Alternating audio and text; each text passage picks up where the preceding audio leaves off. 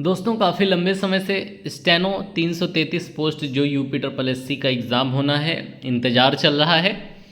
और इससे पहले एक वीडियो लेकर आया जिसमें मैंने बताया था कि आपका पेट का एग्ज़ाम हो जाने के बाद आपका स्टेनो 333 का एग्ज़ाम देखने को मिलेगा। पेट के एग्ज़ाम की डेट आ गई है और पेट का एग्ज़ाम होने वाला है। तो इसके बाद 333 वाला जो एग्ज़ाम लगेगा वो किस दिनांक को लगेगा और जूनियर असिस्टेंट की 3284 पोस्ट के लिए जो आपका एग्ज़ाम लगना है वो किस महीने में लगेगा, दोनों बातें इस वीडियो में करूँगा। इससे पहले एक रिक्वेस्ट है, बहुत सारे मेहनत करी मैंने UPSSC के बच्चों के लिए, बहुत सारे वीडियो बनाए, सैकड़ों वीडियो, इलाहाबाद हाईकोर्ट के बच्चों के लिए सैकड़ों वीडियो बनाए, लाखों लोगों ने वीडियो देखे भी, लेकिन मेरे चैनल पे जो सब्सक्राइबर हैं उनकी संख्या मात्र 11,000 है। और ये पिछले 3-4 साल से जब से वीडियो डाल रहा हूँ तब से अब तक के सब्सक्राइबर हैं, क्योंकि मैं कोई ऐसी चीज़ आपको मनोरंजन वाली नहीं दिखा रहा हूँ। इसलिए आप जो एफ़र्ट्स हैं मेरे, जो मेरी मेहनत है और जो मैं आपके लिए बार बार समय निकालता हूँ, आप लोगों से जुड़ता हूँ, आपकी समस्याओं का रिप्लाई करता हूँ, उन पर वीडियो बनाता हूँ, इसके बदले में आप लोग क्या कर रहे हैं मुझे नहीं पता, लेकिन लाखों लोग वीडियो देखते हैं और जितने लाइक्स होंगे टोटल मिला के उतने भी सब्सक्राइबर मेरे चैनल पर नहीं हैं।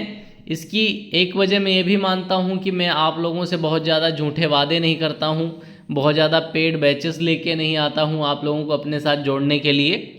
और मैं कोई मनोरंजन का कार्य, नाच गाना ऐसा अपने चैनल पे कर रहा होता, कॉमेडी कर रहा होता तो अब तक मिलियंस लोग जुड़ गए होते 300-400 वीडियो बनाने के बाद।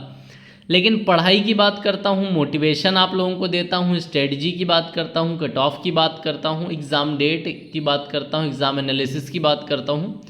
इसलिए लोग देखते बहुत हैं लेकिन सब्सक्राइब नहीं करते, क्योंकि आपके पास बहुत विकल्प हैं। 1 चैनल, 2 चैनल, 3 चैनल देख लेते हैं, लेकिन आपको ऐसा कतई अपनी जिम्मेदारी नहीं लगता कि जो बंदे लगातार हमारे लिए मेहनत करते हैं कि हम केवल सब्सक्राइब कर दें उनके चैनल को, तो हमारा कुछ जाता नहीं है। उन्हें मोटिवेशन मिलता है कि चलो लोग हमसे जुड़ रहे हैं, हमें पसंद कर रहे हैं। वो सब बात अलग हो गई। आप लोगों से मैं इसलिए शेयर कर रहा हूँ ताकि शायद आप लोगों को ऐसा लगे कि आप लोगों का कुछ जाता नहीं है, आप लोग मेरे साथ जुड़ते हैं तो मुझे अच्छा लगता है। अब बात करेंगे कि स्टेनो का एग्ज़ाम तो सितंबर में होने की पूरी संभावना है और जो डेट बन रही है वो सितंबर की 28 सितंबर की डेट आपकी बन रही है जिसमें एग्ज़ाम हो सकता है। और सितंबर में नहीं होता तो 5 अक्टूबर की डेट में संभावित है कि आपका जो है स्टेनो 333 का एग्ज़ाम हो जाएगा। जूनियर असिस्टेंट की बात करें कि हमारा जूनियर असिस्टेंट के बारे में कुछ नहीं बता रहे हैं, तो जूनियर असिस्टेंट 3284 के लिए जो शॉर्ट लिस्टिंग होनी है वो सितंबर माह के आखिरी तक हो जाएगी। सितंबर माह के आखिरी तक आपकी शॉर्ट लिस्टिंग हो जाएगी कि कितने नंबर वाले लोग इसमें बैठेंगे। लेकिन इसका एग्ज़ाम अभी नहीं होगा, इसका एग्ज़ाम आपका नवंबर तक होगा, ठीक है। नवंबर तक इसका एग्ज़ाम होगा और अक्टूबर लास्ट और नवंबर तक ही 5512 का जो है रिज़ल्ट आपको देखने को मिलेगा और नवंबर दिसंबर तक उसकी टाइपिंग देखने को मिलेगी। सभी चीज़ों के लिए बराबर वीडियोज़ आते हैं मेरे चैनल पे, बराबर अपडेट्स आपको दी जाती हैं। वैसे ये भी एक अपडेट है। उम्मीद है इन चीज़ों से आपको थोड़ा बहुत सेटिस्फेक्शन तैयारी करने वाले बच्चों को मिलता होगा कि हमारा एग्ज़ाम आ रहा है।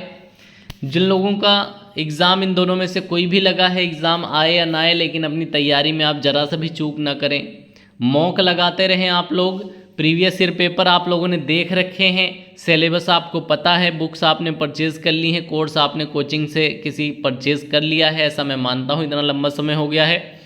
आपने जितना अब तक पढ़ लिया है बस उसे रिवाइज़ करना है। एग्ज़ाम डेट आने के बाद जो 1 महीने का समय आपको मिलेगा उसमें आपको सिर्फ रिवीजन करना है। जिसका रिवीजन जितना अच्छा है, नया आप कितना पढ़ते हो ये पेपर में आपको काम नहीं आएगा, लेकिन जितना आपने अब तक पढ़ा उसे रिवाइज़ कर लेंगे, रिफ्रेश हो जाएगी मेमोरी, वो आपको पेपर में सही डिसीजन लेने में बहुत काम आएगा। इसलिए ढीले नहीं पढ़ना है, पेपर 1 महीने बाद हो या 6 महीने बाद हो।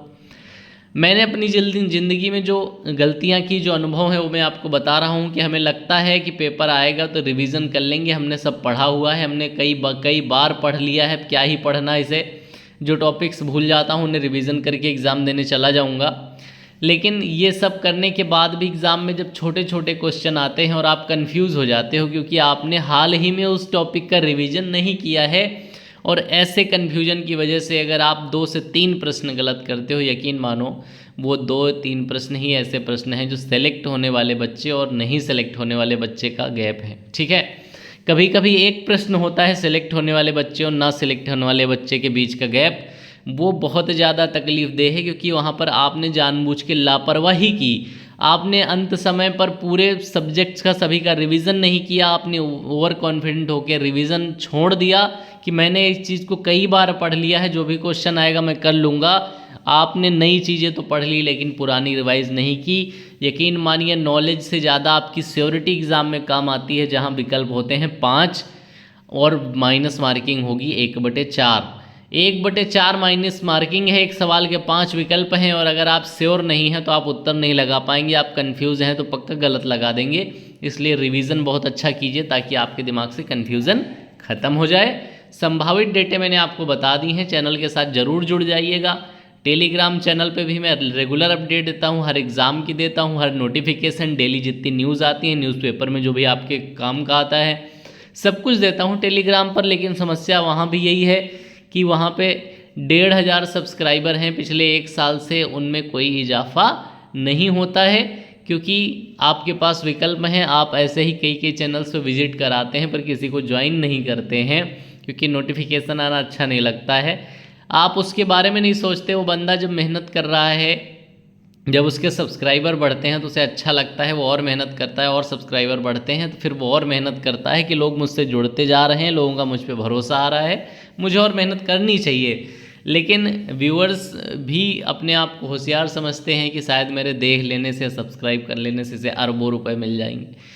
आपको बता दूं कि स्टडी चैनल्स में इंटरटेनमेंट चैनल, फाइनेंस चैनल और बाकी कॉमेडी चैनल्स सबके मुकाबले 1/3 अर्निंग है। मतलब कोई अगर 1 लाख इंटरटेनमेंट से कमाता है तो एजुकेशन से वो आदमी उतने ही व्यूज़ में सिर्फ 20-30 हज़ार रुपये कमाता है। तो आप सोच सकते हो कि एक छोटे सामान्य चैनल, मेरे जैसे चैनल जो 11,000 सब्सक्राइबर वाले चैनल हैं, वो क्या ही कमाते होंगे। इतना भी नहीं कमाते हैं कि अपने फ़ोन का रिचार्ज ही करा सकें या पेड सब्सक्रिप्शन ही किसी चीज़ का ले सकें।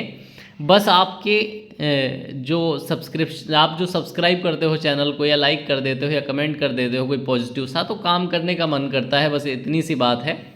बाकी ऐसा कुछ नहीं है कि आपके व्यू से, आपके लाइक सब्सक्राइब से बहुत ज़्यादा पैसे मैं कमा लूँगा और आप गरीब रह जाएंगे, ऐसा कुछ नहीं है। ठीक है, बाकी आप देख सकते हैं, सर्च भी कर सकते हैं यूट्यूब या टेलीग्राम पर, या यूट्यूब पर या गूगल क्रोम पर भी सर्च कर सकते हैं कि हम लोगों के अर्निंग के बारे में अगर आपको कोई कन्फ्यूजन है, आपको लग रहा हो 20-30-50 हज़ार कमा रहा होगा, तो ऐसा कुछ होता नहीं है। बस आपका प्यार मिलता है, वो सब्सक्राइब करते हैं, लाइक करते हैं, उससे मिलता है। इसलिए बार बार रिक्वेस्ट करता हूँ। उम्मीद है आप लोग, मेरे जो भी रेगुलर व्यूअर्स हैं, चैनल नहीं सब्सक्राइब कर रखा है, कर लेंगे। Thank you for watching this video.